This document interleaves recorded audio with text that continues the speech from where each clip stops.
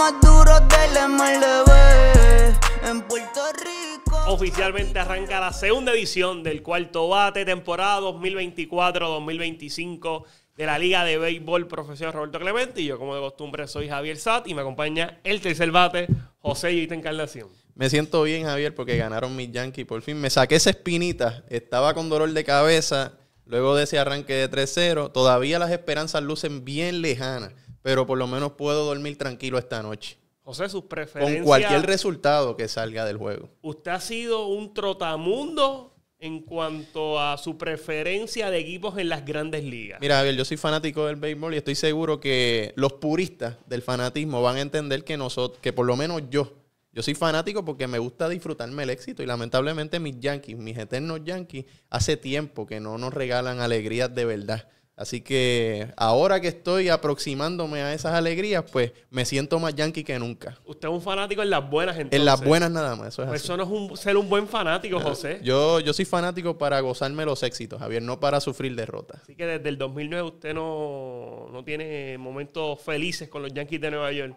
Son más las angustias que las sonrisas que han iluminado mi rostro. Yo recuerdo que usted tuvo una etapa con los Cachorros de Chicago. Eso es así, 2016. Que eso es bastante chocante, ser fanático de los Yankees, luego ser fanático de Chicago, por lo menos no cambió a Boston. Pero lo importante es que fue en un momento ¿verdad? Significativo, porque fue en el 2016 con Javier Báez y en ese campeonato que rompió con la maldición de la cabra. Así que reafirma lo que te estoy diciendo. Un fanático simplemente en momentos de alegría. Y yo quiero hacerle una pregunta obligatoria, porque nos estamos grabando hoy miércoles, el juego fue ayer.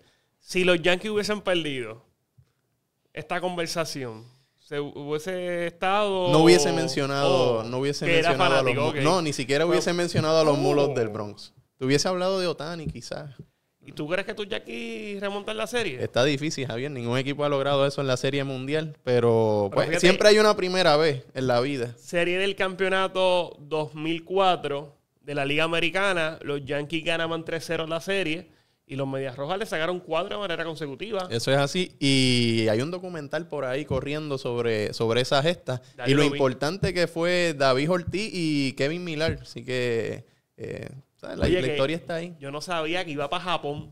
Sí, y los detalles, aquellos que no han tenido la oportunidad de verlo, lo importante del juego psicológico. O sea, cómo fue que esas dinámicas en el dugout, se afeitaron el coco. incluso las dinámicas que se dan en los parques antes de los juegos, entre jugadores y quizás ejecutivos de equipos contrarios, tienen un impacto en el desempeño de los atletas. Fíjate, a mí lo más que me sorprende de ese documental, que ahorita buscamos el nombre del documental. The Comeback. Ok. A mí me llama mucho la atención, José, porque el béisbol es un deporte que históricamente no había cambiado mucho. O sea, siempre el béisbol desde el siglo XIX, que fue cuando se inventó, siempre se tenía ideado que se jugaba de tal manera. Y en los últimos 20 años el béisbol ha cambiado tanto y se ha podido potenciar el talento de los jugadores y se ha identificado estadísticas que ayudan al rendimiento deportivo. Y yo creo que Boston en ese año calcó lo que había hecho el equipo de los Atléticos de Oakland con el famoso Moneyball, y Kevin Millar, que yo chequeando su por ciento, lo que fue el on-base percent, su slogan, pues hermano, era un juego que llegaba a base y en el béisbol tú necesitas llegar a base. Sí. O sea, tipos que tal vez no ganaron mucho dinero durante esos años, cuando no se tenía tanta información, ahora serían tipos que son supermillonarios. Y si uno traslada esa explicación que tú acabas de dar al béisbol aquí en Puerto Rico y a la Liga Roberto Clemente, pues un ejemplo de eso, los Gigantes de Carolina, equipos los Leones de Ponce lo que hicieron el año pasado, con recursos que quizás no van a la par con equipos como los Indios de Mayagüez, los Cangrejeros de Santurce, lograron posicionar unas fichas que generan unas situaciones de juego muy particulares que a la larga pueden rendir frutos bien positivos. Y el caso de Brian Torres es quizás lo que mejor ejemplifica eso. Oye, que volvió al béisbol organizado, pero este año en la Serie Mundial tenemos los dos equipos que más dinero tienen. Los que sueltan el billete largo. Pero eso, uno tiene que ponerlo también sobre la mesa de los cuestionamientos, porque ¿cuánto tiempo le ha tomado a los Yankees volverse a posicionar en un sitial como este? No lo hacían precisamente desde el 2009 y por eso quizás yo me enfocaría en los pequeños detalles y en buscar jugadores que quizás salgan mucho más económicos y que hagan el trabajo pequeñito. Sigamos a ver qué pasa, a ver si el viernes tenemos ya campeón de la Serie Mundial de las Grandes Ligas. Nosotros vamos a hablar hoy de varios temas. Vamos a hablar sobre el jugador al que se le dedica, la leyenda a la que se le dedica esta temporada 2024-2025 de nuestra pelota, un gran pelotero en las Grandes Ligas, un gran deportista, un excelente ser humano que ha contribuido en grande con el desarrollo social acá en la isla, tanto deportivo como humano. Y vamos a analizar 2 de los 6 equipos que están presentes. Ya analizamos los primeros 2, los Criollos de Caguas y los Gigantes de Carolina. Hoy toca analizar a los Leones de Ponce y a los Indios de Mayagüez. Así que vamos a comenzar con la dedicación de esta temporada 2024-2025, José. Carlos Delgado. Leyenda de nuestro béisbol. Oye, y un pelotero que para mí me resulta bien problemático que no sea parte del precinto de los inmortales de Cooperstown. Estamos hablando de un macanero que tuvo 10 temporadas consecutivas, Javier, en el béisbol de las Grandes Ligas, con por lo menos 30 cuadrangulares y varias de esas temporadas con más de 40 jonrones. Tuvo 10 temporadas específicamente con 100 carreras remolcadas y 30 cuadrangulares. Hubo una que con esto 99 remolcó. Pero tú sabes lo que es dar más de 30 jonrones en años consecutivos. Es en 10 años consecutivos. Y en ese lapso de tiempo, 6 temporadas, 6 de esas 10 temporadas consecutivas, 6 consecutivas, tuvieron por lo menos 100 carreras empujadas. Así que no estamos hablando de poca cosa. Un Carlos Delgado que más allá del terreno de juego también una figura, un deportista en todo el sentido de la palabra, que ejemplifica eso con su accionar social. Carlos Delgado, natural de Aguadilla, Puerto Rico. Yo tuve la oportunidad de entrevistar recientemente a Carlos González, nuevo dirigente de la Selección Nacional de Puerto Rico, y me decía que Aguadilla es la capital. Es la capital de Puerto Rico, Aguadilla. Ha tenido grandes atletas. Caso de Carlos Delgado en la dirección técnica, Carlos González, Omar González, ambos en el baloncesto. Carlos Delgado nació el 25 de junio del 1972, debutó en las Grandes Ligas el 1 de octubre del 93, participó durante 17 campañas en el mejor béisbol del mundo, subió a las Grandes Ligas con los Azulejos de Toronto a la edad de 21 años. Y un dato curioso, José, que en la temporada 94, él sube en el 93. En la 94, él consume 130 turnos. Sabemos que esa fue la temporada que fue acortada por la situación de la huelga en el béisbol de la Grandes Ligas.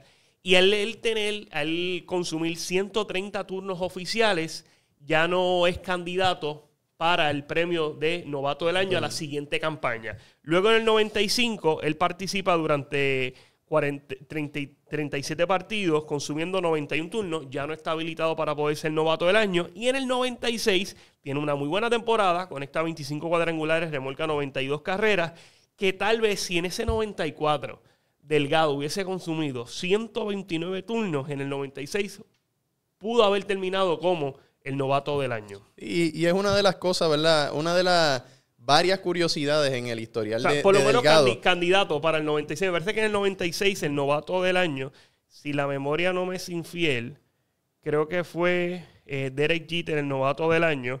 En efecto, fue Derek Jeter, que también lo hubiese tenido complicada, aunque tal vez los números, pues, Jeter terminó con 3.14 de promedio, unos 20% de 3.70, que tal vez se hubiese definido ese premio de novato del año del 96 entre Derek Jeter y Carlos Delgado, si Delgado en el 94 hubiese consumido un turno menos. Sí, y en términos generales, ¿verdad? El asunto de los reconocimientos o los premios en sí para Delgado, pues van a la par con lo que ha sido, pues, la lectura general de sus números. Para mí, no se le ha hecho justicia, ¿verdad? La interpretación de los números de Carlos Delgado. Se ha tirado una línea demasiado muy finita a sus contribuciones en el terreno de juego. Y me parece que es un jugador que fue de mucho impacto en el periodo donde más brilló. Y yo creo que contrario a otros jugadores que sí, esa lectura ha reconocido el impacto en su totalidad de sus contribuciones, a Delgado no se le ha medido con la misma vara, no se le midió con la misma vara.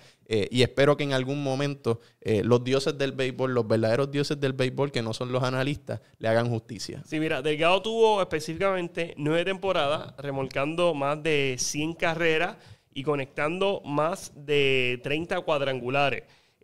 También hubo una temporada que fue la del 2004 con el equipo de los Azulejos de Toronto, temporada que él sufrió una lesión, terminó con 32 hombrones y 99 carreras remolcadas.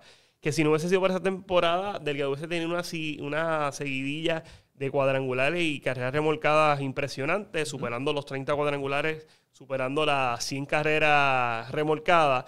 Él participó hasta el 2003 con el equipo de los Azulejos de Toronto, 2004. Luego en el 2005, él estuvo con el equipo de los Marineros, los Marlins de la Florida, y luego en el 2006 él va a Nueva York, juega con los Mets de Nueva York, y ahí hubo una pequeña, como un pequeño bajón de Delgado. Tuvo una muy buena temporada en el 2006, que conecta sobre 38 cuadrangulares, remolca 114 carreras, pero al año siguiente, 2007, bajaron esos números y muchos cuestionaban si Carlos Delgado podía continuar siendo un pelotero élite, pero la temporada del 2008 fue una temporada de reivindicación para Carlos Delgado. Terminó con 38 hombrones, 115 carreras remolcadas, terminó 9º para el premio de jugador más valioso. Y cuando ya había retomado ese buen juego, José, llega el 2009, comienza muy bien la campaña y se lesiona la cadera. Y fue una lesión que prácticamente fue la que a la larga lo envió al retiro. Y ese año me parece que también estuvo activo con los Gigantes de Carolina, sí, por eso, en el béisbol invernal. Él sufre la lesión. Delgado conectó 477 cuadrangulares. O sea, Delgado iba camino a ser el primer puertorriqueño en conectar 500 cuadrangulares. Esa lesión lo limitó durante toda esa temporada. No pudo regresar. Viene a participar en el béisbol invernal, pero esa lesión de la cadera para los bateadores, y específicamente un bateador de poder, esa rotación de cadera, pues es bien fuerte. Y me llama la atención, José, porque yo tuve la oportunidad, una ocasión, de leer una entrevista que se le hizo, me parece fue precisamente a Carlos Delgado, que él hablaba que cuando ya él entendía el deporte, cuando ya él entendía cómo tenía que hacer las cosas bien, que uno llega a una madurez, un entendimiento por toda esa experiencia, ya el cuerpo no te responde. Y eso es parte de la naturaleza humana, porque mientras pasan los años, pues uno se va poniendo más viejo. Y en cierta manera eso crea una frustración, no solamente, ¿verdad?, a los que vendrían siendo peloteros, o sea, una frustración general en el atleta, que el deporte, de cierta manera, no de cierta manera, totalmente es injusto, porque tal vez tú puedes llegar a un nivel óptimo de entendimiento de cómo tú puedes rendir, pero si el cuerpo no te responde, no hay break. Y por eso es una de las razones que para mí es importante, no solo con Carlos Delgado, o sea, contextualizar los números de los atletas. Y en el caso de los peloteros, no se puede limitar la lectura de las contribuciones en el juego a los números globales, Javier. O sea, yo creo que hay que mirar los contextos de esos números y identificar, en el caso de Delgado, cómo su contribución impactó más el juego. Y yo creo que Carlos le hizo justicia a esa lectura de lo que define un jugador de impacto, y dominar durante una década completa, poniendo los números que puso, de nuevo, sobre 30 cuadrangulares durante 10 temporadas consecutivas, y dentro de ese margen de tiempo, 6 temporadas consecutivas con sobre 100 carreras empujadas. Son muy pocos los peloteros que logran posicionarse de esa manera, y yo creo que merecía una lectura mucho más elevada de sus contribuciones. Y eso vamos a hablar muy pronto en cuanto al Salón de la Fama, porque ciertamente no se le ha hecho justicia a Delgado para el Salón de la Fama. Acá en Puerto Rico, su primera temporada fue la del 90-91 con el equipo de los Cangrejeros de Santurce. También estuvo en la temporada 91-91 informe de Cangrejero. Temporada 92-93, él comienza con Santurce y es canjeado al equipo de San Juan. Ahí estuvo hasta la temporada del 98-99. Se pierde la temporada del 96-97. Él terminó líder de cuadrangulares, líder de carreras remolcadas, y terminó también como MVP de la temporada 94-95. Y es que los números que puso ese año fueron números de respeto. Conectó 50 hits, 14 de ellos fueron dobles, 12 vuelas cerca, 323 promedio de bateo, 47 carreras remolcadas, y esa temporada 94-95, José, es que los Senadores de San Juan llegan campeones en nuestra pelota y luego se proclaman campeones con el famoso Dream Team en la Serie del Caribe. Y él era el receptor. Sí, él era el receptor de ese equipo. O sea, contrario a lo que muchos pensarían, ¿verdad? ¿Verdad? Quienes no vivieron esa época, que Carlos se limitaba. Nosotros no la vivimos. Pues por eso. Nosotros nacimos ese año, en el 94. Así que se limitaba, ¿verdad?, a ser un bateador designado, un primera base, con cualidades defensivas quizás limitadas hasta cierto punto, pero también tuvo su época detrás del plato y haciéndolo muy bien, al punto que fue el receptor de ese equipo que tanto recordamos. Y que batió. O sea, y es importante, ¿verdad?, señalar, José, que durante esa década de los 90 se dice que tal vez fuera la época dorada de los peloteros puertorriqueños en la Grandes Ligas. Muchos tuvieron gran destaque, al punto que Puerto Rico conquistó 3 premios, jugador más valioso durante la década de los 90.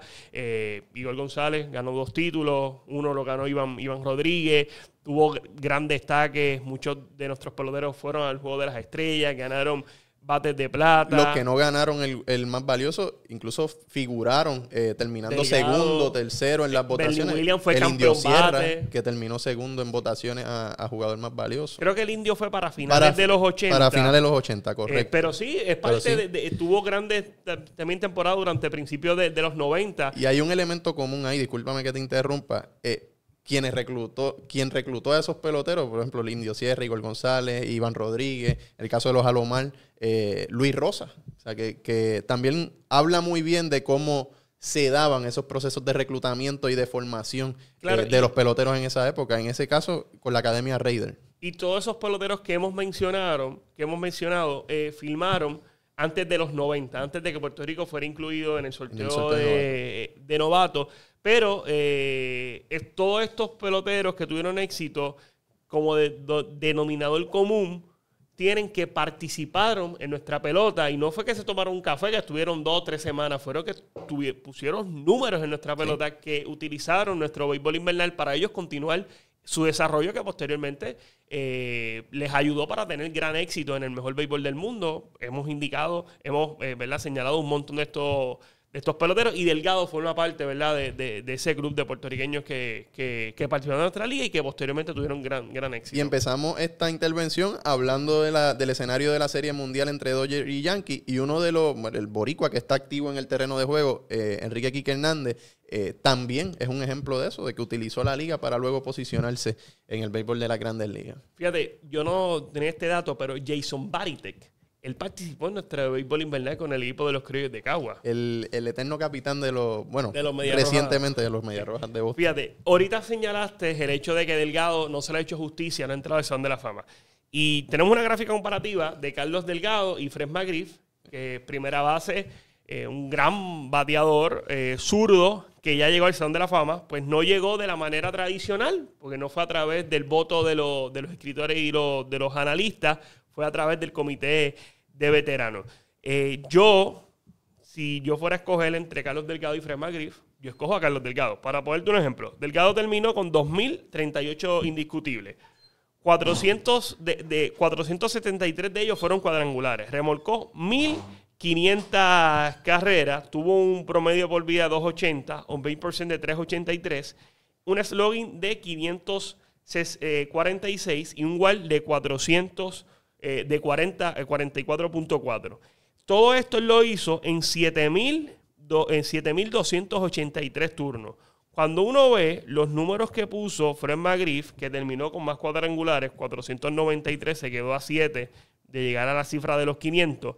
Pero Fred McGriff hizo esto en 8.757 turnos. O sea, 1.500 turnos más que Carlos Delgado. Y ahí tú acabas de hacer la lectura general de los números globales. O sea, que incluso si se profundiza más en esos números y uno se sumerge quizás temporada por temporada y cómo se distribuyen esos números, la verdad es que hay una diferencia marcada en términos del impacto. De nuevo, insisto en el asunto del impacto, porque ahí es donde se separan las grandes figuras del béisbol, y me parece que el ejercicio de medir los jugadores que están a un nivel elevado en comparación al resto debe posicionarse en esa línea, ¿no? O sea, tratar de identificar el impacto más allá de los números globales, porque tú como pelotero puedes jugar 25 años, 20 años y pones unos números que desde el punto de vista de ese resumen lucen extraordinarios, pero cuando lo comparas con un jugador que quizás te jugó 12 temporadas y está por debajo de, qué sé yo, de un jugador que conectó 3,000 hits, está por debajo de él por 200 hits, por dar un ejemplo absurdo,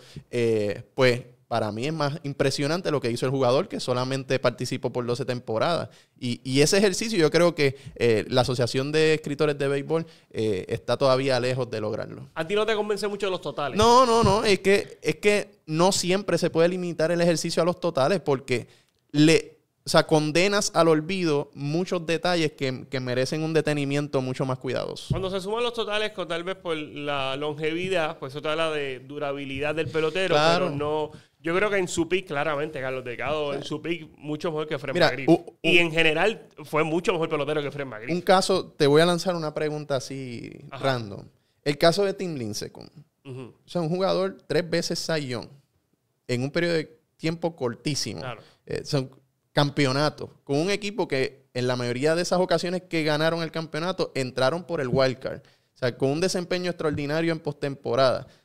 Es un caso muy particular, pero lo traigo, ¿verdad?, jalado por los pelos para generar la discusión. O sea, es un jugador que uno debe tirar así al zafacón y no, esos números no se comparan con fulano, con mengano. O sea, hay que ser un poco más cuidadosos porque hay unos resultados que merecen la pena resaltarse. Fíjate, yo en el caso particular de Lincecum, como él sufrió unas lesiones que luego lo limitaron y aunque tuvo temporadas pero que muy buenas, él ganó 2 premios de Cy Young, luego bajó considerablemente su rendimiento. Yo creo que el mejor caso que tú puedes utilizar, José, es Johan Santana.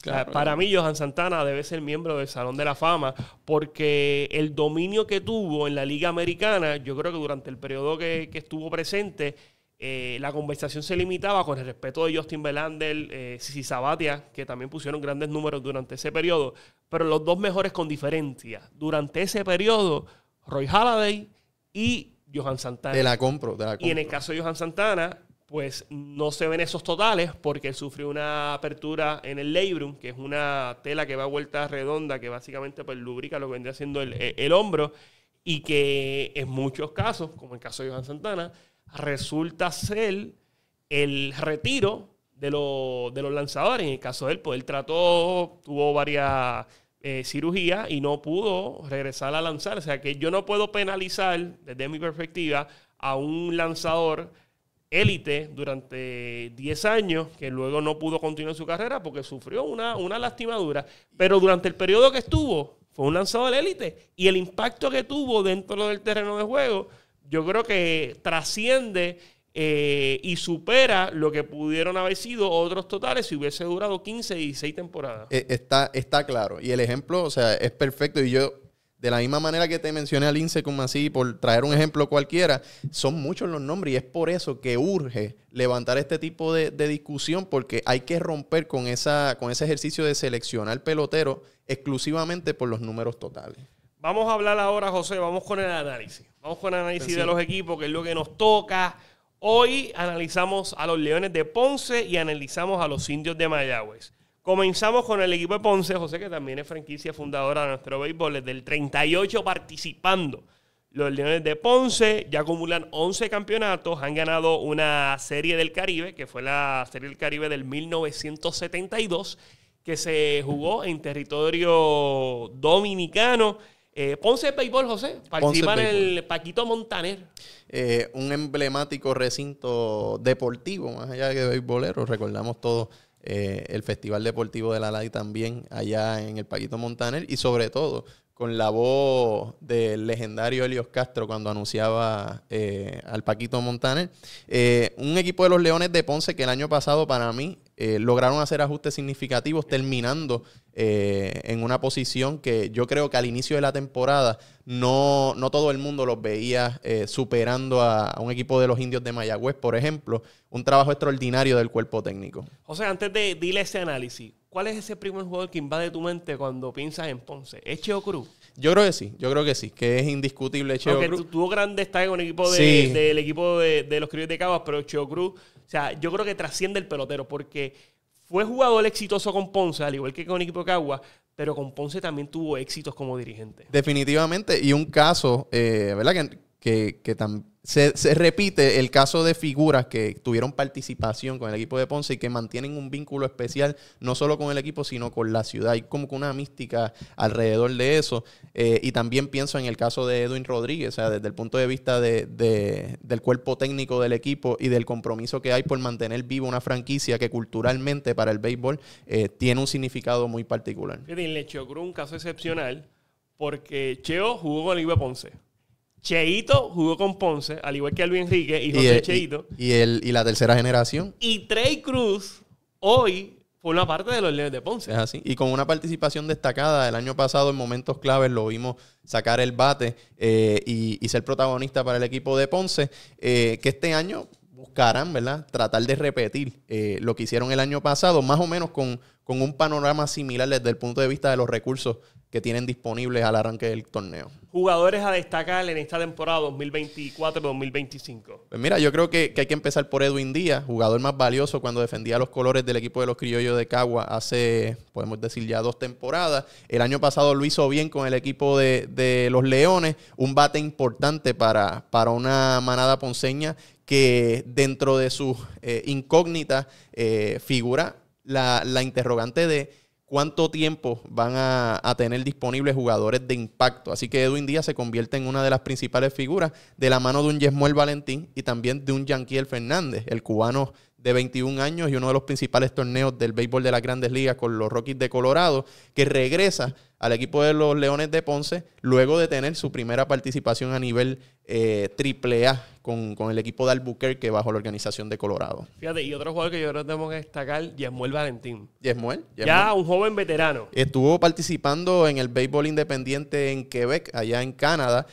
No le fue mal, así que es una figura que, como destacamos en el primer episodio de esta temporada, se asimila a lo que representa un Jonathan Morales para el equipo de los Criollos de Cagua, a lo que representa un Bimael Machín para ese equipo de los Criollos de Cagua. Es un jugador que, más allá de lo que hace en el terreno de juego, es un líder dentro del dugout, dentro del clubhouse del equipo de los Leones y mantiene viva esa dinámica tan importante en un núcleo de deportistas. Yo creo que esos 3 van a tomar este año un papel importante en el equipo de Ponce, particularmente Edwin Díaz, que me parece que es el mejor bateador que tiene el equipo de los Leones, ya aprobado, y que es un campo corto, José, con poder. Sí. Que es un campo corto con poder, un campo corto que ¿verdad? Está acorde con los tiempos que estamos jugando. Un campo corto que fue líder de cuadrangulares, que tiene mucha fuerza y que es el líder en ese cuadro interior del equipo de los Leones de Ponce.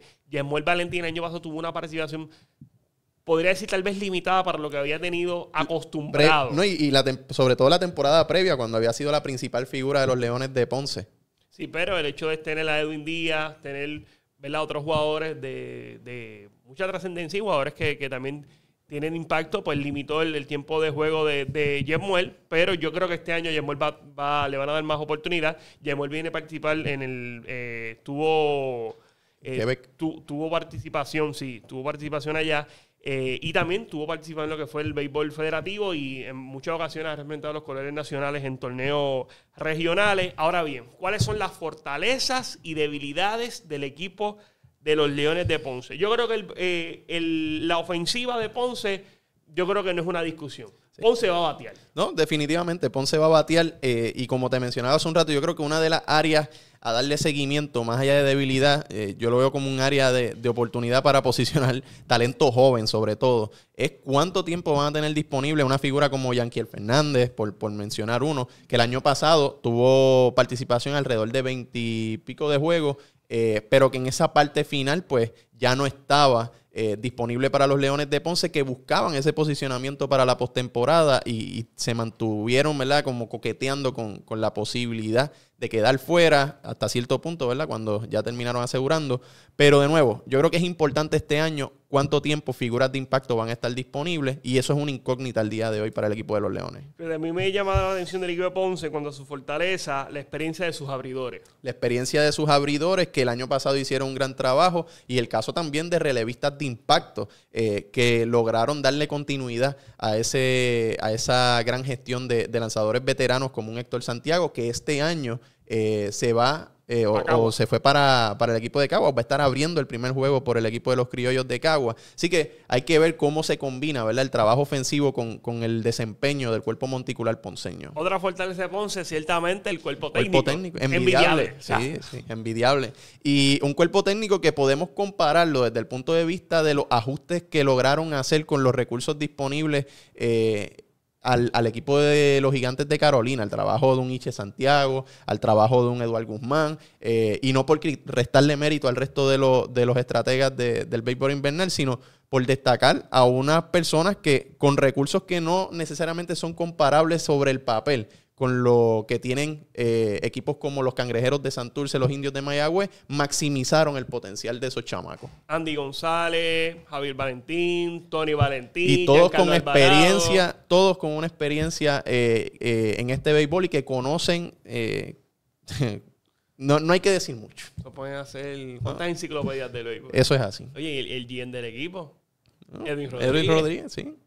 Yo creo que una de las debilidades, no sé si llamarlo una debilidad, pero algo que tal vez va a tener que trabajar el equipo de Ponce, sufre la baja de Héctor Santiago. JC Escarra, que fue el mejor de Ponce el año pasado, no va a estar este año en el uniforme del equipo de Ponce. Eso es importante, cómo o qué papel va a estar jugando un Sammy Hernández, que el año pasado tuvo una participación sumamente destacada. Adelante, José. No, sobre Sammy hay que decir que tuvo participación. Vamos a hablarlo ya. Bueno, vamos a hablar de Sammy. ¿Es el factor X? Para mí sí, mí sí. Sammy Hernández es el factor X. No solo es el equipo de los Leones de Ponce. Yo me considero un fanático de Sammy Hernández del año pasado, sino para la liga. Yo creo que a este chamaco hay que seguirlo de cerca. Viene de participar a nivel clase A bajo la organización de los Cardenales de San Luis, poniendo números importantes, sobre todo a la defensiva, retirando sobre el 30% de los corredores que le salieron a robar bases. Y eso habla muy bien de un chamaco que con apenas 19, 20 años ya se perfila como uno de los jugadores de más impacto en este béisbol y, quién sabe, del béisbol puertorriqueño en las próximas temporadas. Comparto tu opinión. Yo creo que Sammy va a ser el factor X del equipo de los Leones de Ponce. Ahora toca hablar de los Indios de Mayagüez. Mayagüez, que también es franquicia fundadora de nuestro béisbol. Su estadio, el Isidoro Cholo García. 19 campeonatos han conquistado los Indios de Mayagüez. Menciona a la tribu y es imposible no comenzar a hablar del equipo de los Indios de Mayagüez sin enviarle primero un saludo al maestro Eddie Figueroa, estadístico de la Liga del Béisbol Roberto Clemente, y uno de los seguidores del Cuarto Bate. Así que vaya un saludo al maestro Eddie, que ya comenzó a analizar el panorama de los equipos de cara al inicio de campaña. Javier, un año difícil y para el olvido para los Indios de Mayagüez. Yo creo que vienen ajustes importantes desde el punto de vista de los jugadores de más trayectoria. ¿Cuál es el primer jugador que invade tu mente cuando tú piensas en los Indios de Mayagüez? Yo tengo el mío. Zúmbalo. Tal vez pues esto no... El verdad es que yo sigo el béisbol desde siempre, muy pequeño. Javier. Y yo recuerdo que cuando se hablaba de Mayagüez, siempre se hablaba, por lo menos para mi niñez, Alex Díaz era uno y el otro jugador era Mambo de León. Mambo de León. Yo iba a mencionar a Mambo de León, pero yo no viví esa época. Pero sí crecí escuchando de Mambo de León. Y yo creo que... O sea, no te puedo mencionar al otro que no sea Mambo desde el punto de vista del más impacto que tiene en mis recuerdos. Y hay varios. Yo recuerdo a Benji Molina, que jugó con el equipo. Propio Coco Cordero, que hoy es el dirigente del equipo de los Indios de Mayagüez. Mayagüez ha conquistado dos series del Caribe. A pesar de sus 19 campeonatos, apenas 2 series del Caribe. Pero es un equipo que siempre... O sea, Mayagüez tradiciona el béisbol. No, y que... De las figuras principales que tiene este torneo, muchos están en ese equipo de Mayagüez. Un Dani Ortiz, múltiple jugador más valioso de esta liga, que lo está haciendo muy bien, participando en el béisbol mexicano nuevamente y poniendo números extraordinarios. Casi 30 jonrones nuevamente, sobre 75 carreras empujadas. Y se fue a jugar a Venezuela y allá está repartiendo leña también. Y esos son los jugadores que estamos destacando. Dani Ortiz, que también estuvo participando en la Serie del Caribe, reforzó al equipo de los Criollos de Cagua. Fue el mejor jugador, el mejor bateador de Cagua. Eso es una de las cosas que te quería decir, que terminó siendo uno de los mejores bateadores de la Yegüita. Y bueno, yo creo que está en un buen momento para darle al equipo de Mayagüez lo que no tuvieron desde el arranque el año pasado, que fue una respuesta oportuna de sus bateadores de poder y que esos batazos de fuerza no lleguen cuando no hayan corredores en circulación. O sea, que eso es importante. El equipo de Mayagüez, si algo debe tratar de ajustar, es llegar a base. Brian Rey, que extraordinario, campeón bate el año pasado, y que se sumen más nombres a ese, ¿verdad? Esa continuidad de conectar la bola con efectividad y de representar amenazas para el equipo contrario y alternativas para los bateadores que vienen por ahí con capacidad de remolque. Fíjate, otro jugador que tenemos que destacar, el Pulpo Rivera. El Pulpo. Sin lugar a dudas. Oye, y cerró el año con los Orioles de Baltimore. Ese cambio le vino como anillo al dedo. Terminó bateando sobre 300 con Baltimore en una temporada que inició un poco fría con el equipo de los Marlins de Miami. Baltimore le dio un segundo aire al Pulpo y se fue para allá, para la República Dominicana con los Toros del Este, y también le ha tostoneado los lanzamientos a los hermanos quisqueyanos. Ese muchachito no toma descanso. Bueno, es que es un pelotero de corazón, Javier, y cuando el béisbol se juega de corazón, no hay descanso. Es impresionante lo del Pulpo. Ojalá hayan más peloteros como el Pulpo. Es un obrero del béisbol y eso hay que respetarlo. Hay gente que habla, no, que si tienes que recuperar, que si esto. Bueno, el Pulpo está probando este año que eso no le ha hecho falta. El año pasado, como todo, un año para quizás reflexionar desde el punto de vista de los ajustes que tú tienes que hacer como deportista. O sea, uno no es un producto finalizado. Uno tiene que revisarse aún en sus mejores momentos, y el Pulpo está en quizás su mejor momento actualmente. El año pasado nuestra pelota, el Pulpo vistió 3 uniformes. Primero el de Mayagüez, Santurce lo cogió de refuerzo, y posteriormente Caguas. Eso es así. Y se puso el cuarto, el uniforme de Puerto Rico. Sí.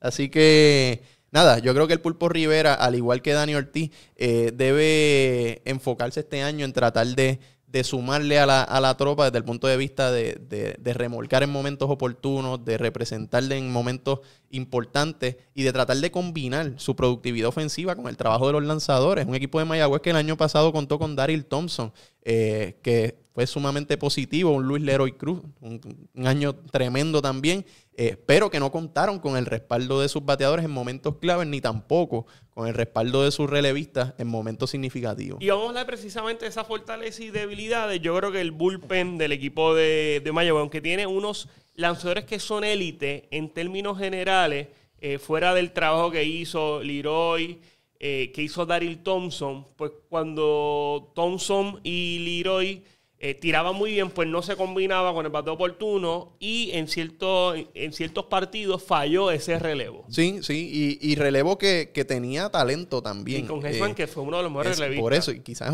uno de los mejores, quizás de top 3 del año pasado. Definitivamente tenía que estar en esa ¿verdad? conversación. Pero sí, yo creo que es un asunto de combinación. Cuando llegaba ese batazo de poder, no habían corredores en base, estaban abajo. O sea, que es un asunto de cómo se combinan los elementos para darle resultados al equipo mayagüezano, y habla, de nuevo, de la importancia y de las particularidades del béisbol. O sea, que tú necesitas que la productividad llegue cuando tiene que llegar. O sea, no necesariamente un jonronero es un buen jonronero para el equipo si ese batazo no llega cuando el equipo lo necesita. Yo creo que dentro de la fortaleza, bateo sólido, tú tenés a Anthony García, tú tenés al Pulpo, tenés a Dani Ortiz, pues tú tienes mucho poder. ¿Sí? Hay que ver qué va a pasar con Edwin Ríos. No tengo información sobre si va a estar participando, pero el año pasado estuvo luciendo los colores del equipo de los Indios, un bateador probado aquí, probado en las Grandes Ligas. Así que tiene ese bateo de fuerza, tiene a esos jugadores probados que se combinan, porque tú puedes estar probado, pero tal vez no tienes una experiencia. Estos jugadores han participado en las Grandes Ligas. O sea, que más allá de estar probados en Puerto Rico, también han tenido esa oportunidad. Y tu factor X, supongo, que uno que también cuenta con participación en el béisbol de las Grandes Ligas. Y que busca darle un segundo aire a su carrera. Sí. Y que tal vez su carrera en el mejor béisbol del mundo no le hace justicia a su talento especial. Y Sandía. Que su última participación en el béisbol invernal fue con los Cangrejeros de Santurce la temporada antipasada. No le fue muy bien desde el punto de vista ofensivo, pero yo concuerdo contigo. Está buscando un segundo aire. Me parece que fue a jugar independiente este año y batió sobre 300, conectó muy bien la pelota y yo creo que viene por buen camino y tratando de posicionarse nuevamente de cara a una próxima participación en el béisbol de la Grandes Ligas. Conectó 17 cuadrangulares, tuvo un promedio de 304, un base% de 381, slogan de 571. Yo creo que se le presenta una gran oportunidad para él demostrar que todavía está ready para regresar al béisbol de la Grandes Ligas. Yo no quisiera ser Coco Cordero. Hoy yo no quiero ser Coco Cordero porque tengo tanto, o sea, Mayagüez tiene tanto y tanto talento. Sí. O sea, que mover esa ficha no va a ser tarea fácil. No, y es un área de oportunidad, Javier, porque cuando tú estás en una posición de reivindicarte y de reposicionarte, yo creo que las aspiraciones se concentran más en aspirar a los buenos resultados. Y yo creo que ahí el asunto del ego no debe jugar, ¿verdad? Ninguna posición. O sea, el ego debe estar engavetado y enfocarse en lo que representa la misión de volver a posicionar a los Indios de Mayagüez entre los nombres principales de la liga. Sí, que ya estamos por hoy, José. Estamos ready. La gente allá que recuerde que el deporte en términos generales es la esencia para una mejor vida, como decía el águila Tony Sánchez, y seguimos para adelante. Nos vemos el viernes. Andamos en salsa como la prepo, otro honrón, aguante perreo. La emoción en los estadios, aquí hasta el mejor ambiente. La liga de béisbol profesional, Roberto Clemente, yeah. Los prospectos más duros del MLB.